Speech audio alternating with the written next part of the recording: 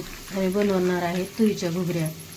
तरी हे अशा रात्री भिजायला टाकलेल्या होत्या आणि आता स्वच्छ पाण्याने 2-3 वेळेस धुवून घेतलेल्या आहेत. तरी मी कांदा परतायला टाकलेला आहे, लसूण जिरी मोहरी सगळं हे असं परतून घेतलेले. आणि आता आपल्याला घुगऱ्या टाकून घ्यायचं. आम्हाला एकदम अशा म्हणजे लई पातळ नाही बनवायच्या, सुक्या बनवायच्यात ना.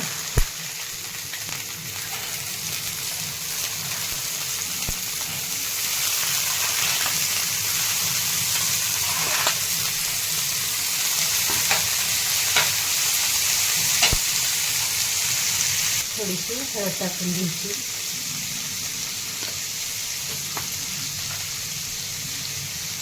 चवीनुसार मीठ टाकायचं. थोडेसे अशा तेलामध्ये परतून घ्यायचं छानसं.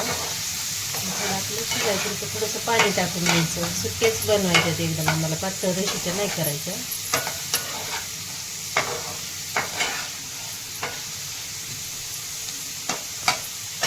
थोडंसं शिजण्यापुरतं ह्या कशा भिजून घेतलेल्या आहेत त्याच्यामुळे थोडेसे वाफेवर शिजत आहेत.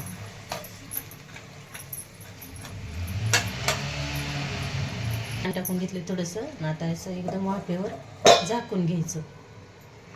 होऊ शकतात तशा वाफेवर छान अशा उकडून घेतलेल्या आहेत. तरी आपण थोडंसं आता शेंगदाणे भाजलेल्या शेंगदाण्याचं कूट करून घेतलेलं आहे. तरी थोडंसं कूट टाकून घ्यायचं.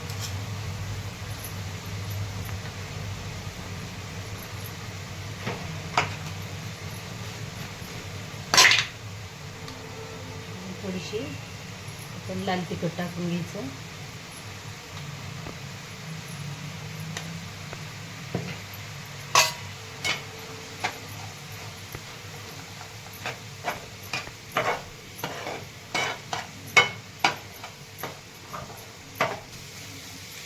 पद्धतीने भाजी केलेली आहे. ही अशा तुरीच्या घुगऱ्या म्हणतात ह्याला. तर ह्या आता खाण्यासाठी तयार झालेल्या आहेत. या घुगऱ्या खायला. व्हिडिओ जर आवडला तर लाईक करा. पाहू शकता कशी खूप अशा छान अशा झालेल्या आहेत ह्या. व्हिडिओ जर आवडला तर लाईक करा. या घुगऱ्या खायला.